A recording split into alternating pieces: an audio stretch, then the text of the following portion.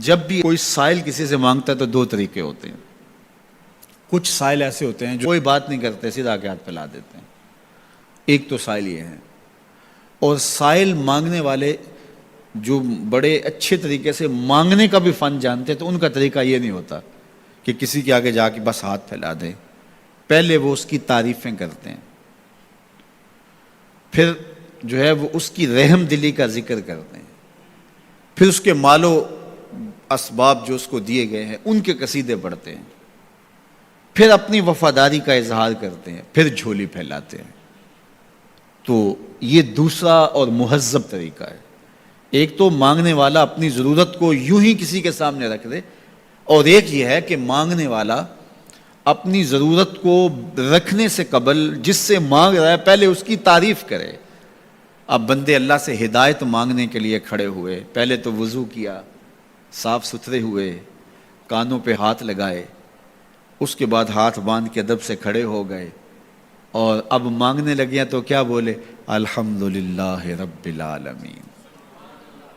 وہ آتے ہیں نا مانگنے والے دروازے پہ تو کہتے ہیں دوبارہ وسدہ روے، فلاں ہو فلاں ہو، وہ تعریفیں کرنے لگ جاتے ہیں. تو یہ مرحلہ ہوتا ہے. ابھی اس نے سوال لب پہ نہیں لایا ہوتا تو گھر والا پہلے بچے کو کہتا ہے جا اتنے پیسے اس کو دے گیا. میاں وہ تو آپ کی تعریفیں کر رہا ہے، مانگ تھوڑا رہا ہے. وہ سمجھتا ہے جو تعریفیں کرنا شروع ہو گیا یہ مانگنے کے لیے تو کر رہا ہے.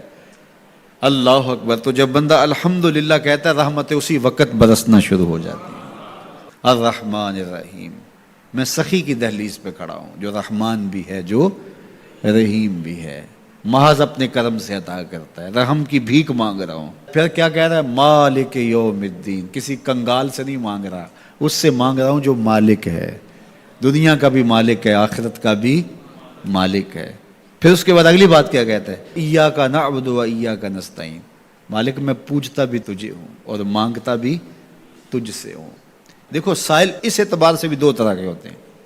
ایک سائل ہوتا ہے جو بائی پاس پہ اترتا ہے، ایک کے گھر کے سامنے جاتا ہے، یہی طریقہ صحیح مانگنے کا، لیکن جاتا ہے کہ گھر کے سامنے تعریفیں کرتا ہے، اور مالک خانہ کو پتہ ہوتا ہے کہ یہ ہمسایہ سے بھی مانگ کے آیا ہے، میرے گھر سے بھی مانگ رہا ہے، اگلے گھر سے بھی مانگنا ہے.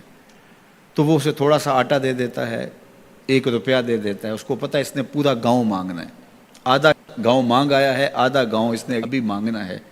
تو سارے 1 روپے دیتے ہیں. ایک تو سائل وہ ہے جو در در پہ جاتا ہے، اور ایک سائل بائی پاس سے اترا، وہاں سے پل عبور کیا، پھر گلی سے گزرتے ہوئے یہاں آیا، اور یہاں آ کے آپ کے ساتھ اس نے کہا کہ میں کسی در پہ نہیں گیا، آپ کے پاس آیا ہوں، اب آپ نے میری ضرورت پوری کرنی ہے. تو پھر 8 آنے 5 روپے تو نہیں دیے جائیں گے. پھر تو جو میری استطاعت ہوگی، جو آپ کی استطاعت ہوگی، اس استطاعت کے مطابق دیں گے کہ یہ سارا شہر چھوڑ کے آیا ہے، یہ کسی سے نہیں مانگتا، یہ مجھ سے ہی مانگتا ہے. تو پھر آپ اس کی ضرورت پوری کریں گے. اگر آپ کے بس میں ہوا تو مانگنے والا کیا کہہ رہا ہے؟ ایاک نعبد. یہ پیشانی کہیں اور نہیں جھکتی، وایاک نستعین. یہ جھولی کسی اور چوکھٹ پہ پھیلتی نہیں. وہ کریم، وہ مالک رب جو تمام جہانوں کا رب ہے، میں اس کی دہلیز پہ کھڑا ہوں اور آیا سیدھا اسی کی دہلیز پہ ہوں. نہ اس سے پہلے کسی در پہ گیا ہوں، نہ اس کے بعد کسی در پہ جانا ہے. تو پھر مالک بھی کرم نوازیاں اور رحمتیں اس کی جھولی میں ڈال دیتا ہے. اب اتنی لمبی تمہید باندھنے کے باوجود مانگا کیا؟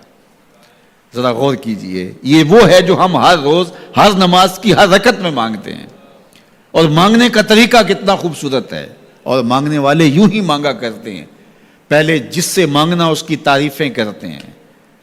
آپ نے مانگنے والوں کو دیکھا جو سلیقے سے مانگتے ہیں، تیرے بچے وسدے رہیں، تیری جد آباد رہے، تیرا خاندان آباد رہے. وہ مانگتے ہیں اس طرح، پہلے تعریفیں کرتے ہیں، پھر کہتے ہیں تیری فیکٹریاں چلتی رہیں، تیرے جو ہے تیری جائیداد بڑھتی رہے. تو وہ اس کے خزانوں کا ذکر کرتے ہیں، اور پھر کہتے ہیں کہ یہ فقیر نمانہ تیری چوکھٹ پہ آیا ہے، اس کی ضرورتیں تو پوری کر دے. اب بندہ بھی اللہ کے حضور جب حاضر ہوتا ہے تو مانگنے کا سلیقہ کیا ہے؟ سب سے پہلے کہتا ہے الحمدللہ رب العالمین. میں کسی کنگال کی چوکھٹ پہ نہیں آیا، تمام جہانوں کے پالن ہار کی چوکھٹ پہ آیا ہوں. اسی کی تعریفیں، اختیاری بھی غیر اختیاری بھی، واسطے کے ساتھ بھی بلا واسطے کے ساتھ بھی. اسی کی خوبی ہیں، سارے اسی کے کمال ہیں، وصف سارے اسی کے ہیں. پھر اس کے بعد کہتا ہے الرحمن الرحیم، وہ رحمان بھی ہے وہ رحیم بھی ہے۔ پھر اس کے بعد کہتا ہے مالک یوم الدین، وہ دنیا کا ہی مالک نہیں، آخرت کا بھی مالک ہے، یوم حساب کا بھی مالک ہے۔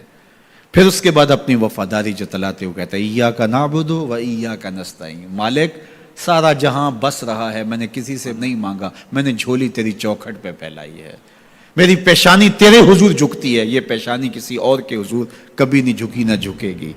یہ سب عرض کرنے کے بعد پھر مانگتا کیا؟